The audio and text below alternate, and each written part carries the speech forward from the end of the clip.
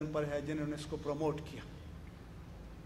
تو اس لیے اس وقت اس طاقت کے ساتھ میدان میں نہیں آئے. جب آپ نہیں آئے تو حدود الہی کو توڑ دیا گیا. تو اب آپ اپنی تطہیر جو مرضی کرتے رہیں. یہ آپ کے سامنے پاکستان کی تاریخ ہے, ہمارے سامنے ہے, آپ کے سامنے ہے. قانونی پوزیشن پاکستان کی آج یہی ہے جو مغرب کی ہے. بلکہ جو ہمارے پچھلے نظریاتی کونسل ہے علامہ غامدی صاحب اور خالد مسعود صاحب کی, وہ تو یہ کرنے آخری سفارش ان کی یہ تھی کہ اگر بیوی شوہر سے مطالبہ کرے کہ مجھے طلاق دے دو اور ودن 90 days شوہر جواب نہ دے تو اس کو آٹومیٹک طلاق ہو جائے گی.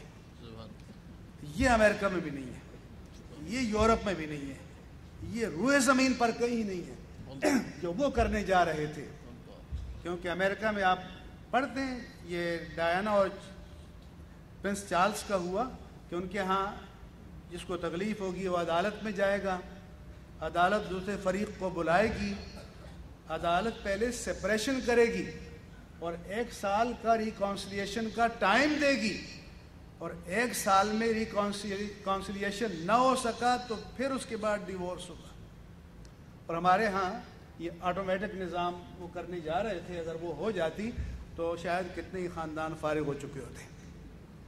تو اس لیے مسئلہ یہ ہے کہ جن کو قرآن سے عشق ہے, جن کو قرآن سے محبت ہے, تو پھر قرآن کے لیے, قرآن کی تعلیمات کو بچانے کے لیے صرف یہ نہیں کہ تلاوت کریں, ہم تفسیریں بیان کریں, درس کریں, قوم کو پڑھا رہے ہیں, کتنوں کو پڑھا لیں گے. جب تک آپ ماس کو اپنے ساتھ نہیں لیں گے اور قائل نہیں کریں گے اور میدان میں نہیں لائیں گے تو پھر یاد رکھنا کہ پھر جو ماضی میں ہوا, آج بھی اگر سب روڈ پہ نہ آتے تو ان کے لیے آج بھی بڑا آسان تھا. یہ تو یہ میسج ملا تو اس کے بعد کہنے لگے. لیکن اب بھی نہ پرائم منسٹر نے فلور آف دا ہاؤس پر کمٹمنٹ کیا ہے کلیئر کٹ, اب بھی نہ شہری رحمان کا بل وڈرا کیا گیا ہے. 2 طریقے ہوتے ہیں, یا وڈرا کر لیں یا جو متعلقہ اسٹینڈنگ کمیٹی ہے وہ اس کو ڈسکس کر کے ریجیکٹ کر دے. اور جب تک یہ نہیں ہوتا تو ہر بل, وہ کہتے ہیں ہاؤس کی پراپرٹی ہے, اچانک کسی دن حالات سازگار ہوں گے تو کہیں گے یہ آج پرائیویٹ بل پر بحث ہو رہی ہے, اور ہفتے میں 1 دن پرائیویٹ بل کا ہوتا ہے. اسی طرح سے اس 18 کروڑ مسلمانوں کے ساتھ مذاق کہ ایک شخص جس کا عقیدہ ہی نہیں ہے تحفظ ناموس رسالت کا, اس کو اس قانون پر نظر ثانی کے لیے اس کا سربراہ بنایا گیا ہے. تو یہ سارے مسلمان وزیر مر گئے, کوئی بھی نہیں ہے. یہ اس قوم کے ساتھ مذاق نہیں ہے کیا؟ اور آخری بات یہ کہنا چاہوں گا کہ یہ کہہ رہے ہیں جی اس کا غلط استعمال روکا جائے. میں نے ایک جگہ کہا کہ ہمارے وزیر قانون نے میڈیا پر کہا کہ 22 لاکھ مقدمات پینڈنگز ہیں, لیکن یہ عدلیہ جو ہے صرف NRO کے پیچھے کیوں پڑ گئی ہے, پرسن اسپیسیفائڈ ہے. تو میں نے کہا یہ ناموس رسالت کے قانون میں ڈیتھ پینلٹی کو 28 سال ہو گئے ہیں. اگر ہم یہ فرض کر لیں کہ 28 سال میں 22 لاکھ مقدمات ڈسپوز آف بھی ہوئے ہوں گے تو کل 44-45 لاکھ میں کل 900 مقدمات 500 میں سے 1 بنتا ہے. تو 500 میں سے 1 کے لیے سارا میڈیا اور پریشان ہے کہ اس کا غلط استعمال ہو رہا ہے. 499 پر کوئی پریشان نہیں ہے. اس ملک میں آئین کا غلط استعمال نہیں ہوا, اس ملک میں ہر قانون کا غلط استعمال نہیں ہو رہا, اس ملک میں احتساب کے قانون کا غلط استعمال نہیں ہو رہا, اس ملک میں 302 کے قانون کا غلط استعمال نہیں ہو رہا. کون سا قانون ہے جو صحیح استعمال ہو رہا ہے؟ لیکن 499 مقدمات کی کسی کو فکر نہیں ہے. 1 مقدمات کے پیچھے سب دیوانے ہوئے جا رہے ہیں. تو پھر کیا یہ اسپیسیفائڈ ایجنڈا نہیں ہے؟ تو یہ ایجنڈا تو آ رہا ہے. ہم پڑھتے ہیں آئے دن میڈیا سے, جیسے پوپ بینیڈکٹ ہو یا یورپین یونین کا ہو، یورپین پارلیمنٹ کا ہو، امریکن یہاں نمائندے آ رہے ہوں، یہی پیغام لے کر آتے ہیں. اور ہماری بدنصیبی یہ ہے کہ ہمارے حکمرانوں میں جان نہیں ہے کہ ان کی اقتدار کی روح بھی ادھری بند ہوتی ہے ان کے طوطے میں. تو اس لیے قرآن کو زندہ رکھنا ہے، تابندہ رکھنا ہے، تو پھر قرآن کے لیے اس امت کو متحرک بھی رہنا ہوگا، اور پھر ہر ایک کو باہر نکلنا بھی ہوگا جب اس کے سوا تمام معقولیت کے راستے بند کر دیے جائیں اور 18 کروڑ مسلمانوں کے بات کو سننے کے لیے کوئی تیار نہ ہو، اور جہاں قانون بننا ہے وہاں بھی آپ موجود نہ ہوں. دوسری بات یہ کہ کہتے ہیں جی اس کا استعمال کا مشرف صاحب نے آلریڈی 295C کے پروسیجر میں امینڈمنٹ کر چکے تھے کہ ایس ایس پی لیول کا آفیسر جب تک مطمئن نہیں ہوگا FIR درج نہیں ہوگی. اس ملک میں SHO کے پاس جانا لوگوں کا مشکل ہے، SSP کے پاس کون جائے گا؟ ابھی ایک صاحب نے کہا جی ڈسٹرکٹ اینڈ سیشن جج مطمئن ہو جائیں. تو جتنے مقدمات درج ہوئے یہ مت سمجھنا کہ کسی SSP نے مطمئن ہو کر اوکے کیا، جب لوگوں نے چڑھائی کر دی اس کے بعد مقدمات درج ہوئے ہیں. یہ بات ذہن میں رکھیے گا. تو اس لیے ہمارا مشورہ یہ ہے کہ اس کو آسان سے آسان کر دو تاکہ ڈائریکٹ مقدمہ درج ہو جائے، پھر کوئی قانون کو ہاتھ میں نہیں لے گا، پھر ٹرائل ہو جائے، اور آپ چاہیں تو ڈائریکٹ فیڈرل اسٹیٹ کورٹ میں ٹرائل کر دیں. لیکن اگر آپ یہ راستے بند کریں گے تو دوسرے راستے اب کم از کم سامنے نظر آئے ہیں کہ اگر یہ نہیں چاہیے تو پھر اس کے بارے میں بیٹھ کے بات کرنی چاہیے. ہم نے باہر جا کر بھی مکالمہ کیا، یہاں کے عیسائی مذہبی رہنماؤں سے، مسیحیوں سے مکالمہ کیا. ہم نے پوچھا یہ آپ رسول کی توہین چاہتے ہیں؟ کہتے ہیں نہیں چاہتے. ایک کولیشن آف ریلیجن میں ناروے میں ہم گئے، 30 مذاہب تھے. ایک صاحب کھڑے ہوئے کہ جی اسلام، جوڈائزم، کرسچینٹی، ہندوازم، بدھائزم ایٹسٹرا، یہ سب تو انسانیت کو جمع نہیں کر سکی. ہیومنزم جو مذہب انسانیت ہم تخلیق کر کے اس پر سب جمع ہو جائیں اور بلاسفیمی لا کو ریپیل کر دیے. میں نے کہا ذرا آپ مجھے یہ بتا دیں کہ بلاسفیمی لا ایگریسو لا نہیں ہے، ڈیفینسو لا ہے. یہ آپ کو کچھ نہیں کہتا، یہ تو یہ کہتا ہے کہ دنیا کے 1.5 ارب مسلمانوں کو آپ ہرٹ نہ کریں، ان کو ذہنی اذیت نہ پہنچائیں.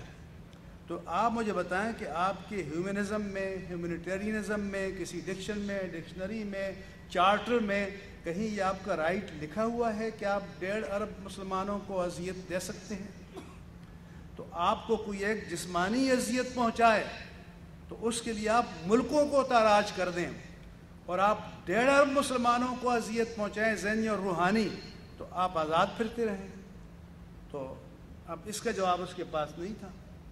تو اس لیے یہ مسئلہ ہے کہ یہ نہیں ہے کہ اس قانون کا مطلب پکڑو کسی کو اور ٹانک دو، اڑا دو، فلاں کر دو. ایسا نہیں ہے.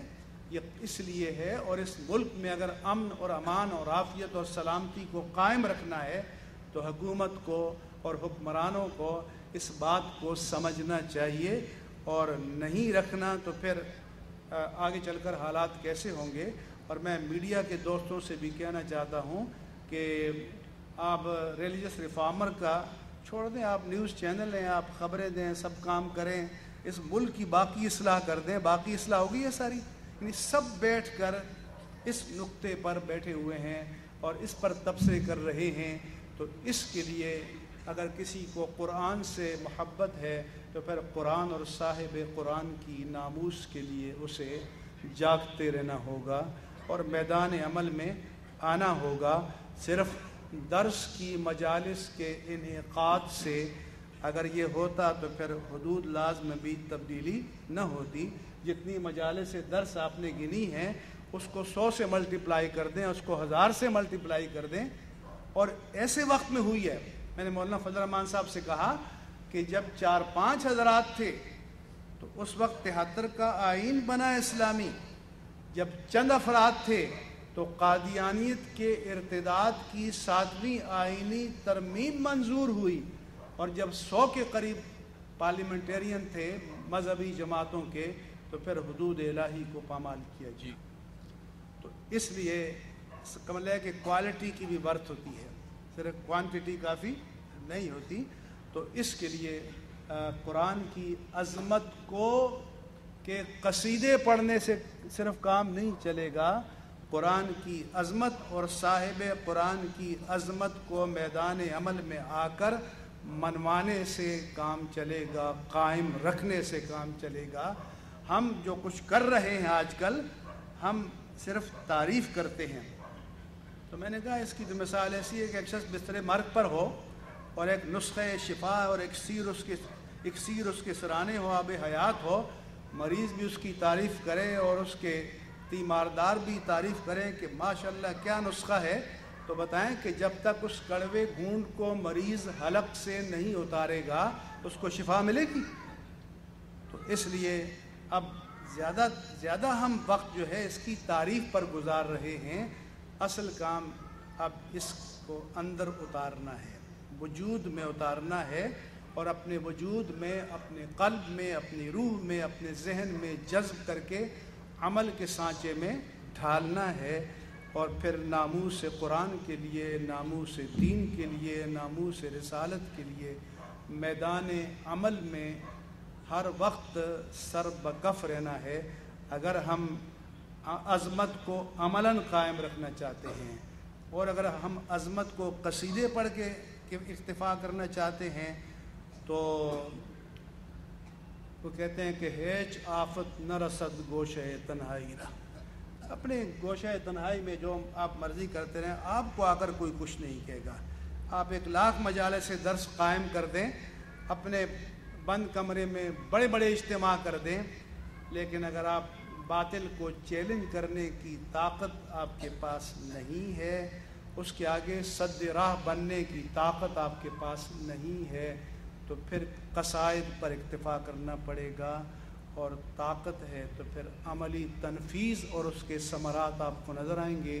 وما علیہ الا البلاغ۔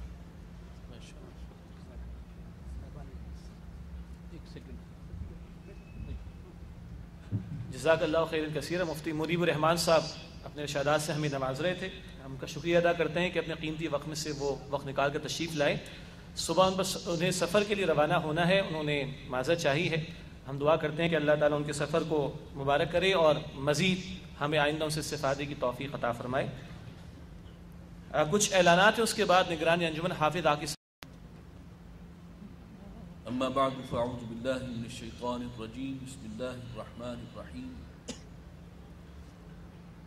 لو انزلنا هذا القرآن على جبل لرأيته خاشعا متصدعا من خشية الله وتلك الأمثال نضربها للناس لعلهم يتفكرون۔ وقال تبارك وتعالى الذين آتيناهم الكتاب يتلونه حق تلاوته۔ وقال جل وعلا كتاب أنزلناه إليك مبارك ليدبروا آياته وليتذكر أولو الألباب۔ وقال جل وعلا وهذا كتاب أنزلناه مبارك فاتبعوه واتقوا لعلكم ترحمون۔ وقال جل وعلا ومن لم يحكم بما أنزل الله فأولئك هم الكافرون۔ صدق الله العظيم۔ رب اشرح لي صدري ويسر لي أمري واحلل عقدة من لساني يفقهوا قولي۔ اللهم ألهمني رشدي وأعذني من شرور نفسي۔ اللهم أرنا الحق حقا وارزقنا اتباعه وأرنا الباطل باطلا وارزقنا اجتنابه۔ اللهم رب زدني علما، آمین یا رب العالمین۔ محترم حضرات و خواتین، آج کی اس نشست میں میری شرکت، میرے کراچی موجودگی اصلاً تو ہوئی تھی تنظیم کے پروگرام کے لیے، اس سے فائدہ اٹھاتے